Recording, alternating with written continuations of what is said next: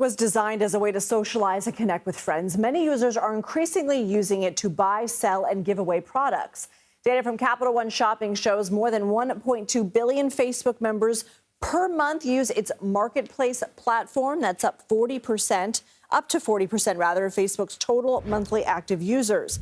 Now, a recent article in The Atlantic directly compares Facebook to Craigslist, of course, the online classifieds platform that peaked in popularity in the early 2000s.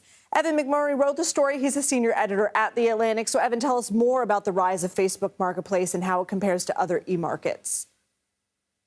Yeah, I mean, I wrote this article because I kept hearing variations on something that my wife had told me, which was, I'm not on Facebook, I'm on Facebook Marketplace. And I think that really drove home how much Facebook Marketplace has become kind of an entity in and of itself. It is a destination even within the Facebook universe, and that's borne out by the numbers. You just cited the 1.2 billion with a B active buyers. That eclipses eBay. Also, 16% of people who are regularly logging onto Facebook are doing so solely to access Facebook Marketplace. And those are significant numbers, especially given the context of Facebook's kind of declining cultural cachet over the last few years. Declining cultural cachet, interesting. So to a user who joined Facebook for its purpose of socializing, what makes Marketplace attractive? Is there evidence of users only using it, other than maybe anecdotally through your wife, only using Facebook for buying and selling?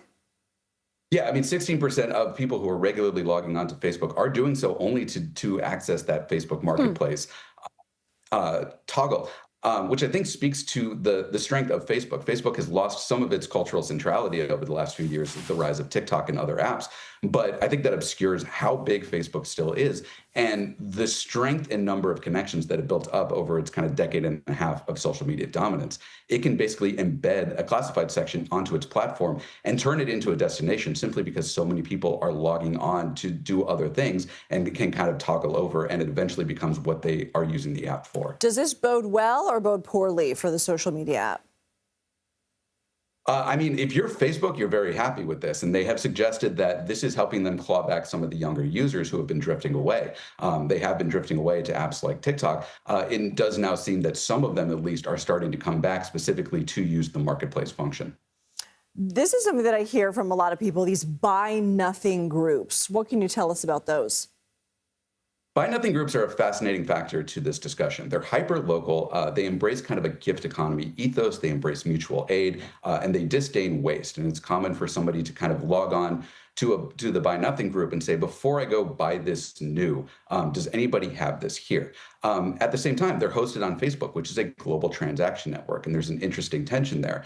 My wife and I, for instance, have made multiple friends off of Buy Nothing groups. We go to pick up something off someone's porch. They happen to be outside. When we're there, we start talking, and some kids are, our kids are going to each other's birthday parties.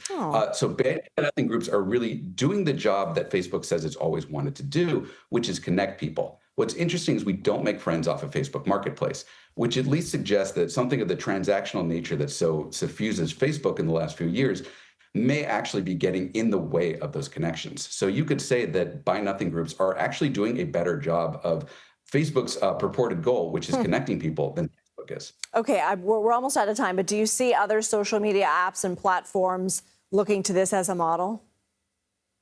Absolutely. I think they other social media platforms are trying to introduce consumerism in all a variety of ways. I think the success of Facebook Marketplace will only encourage that to happen on more and more apps.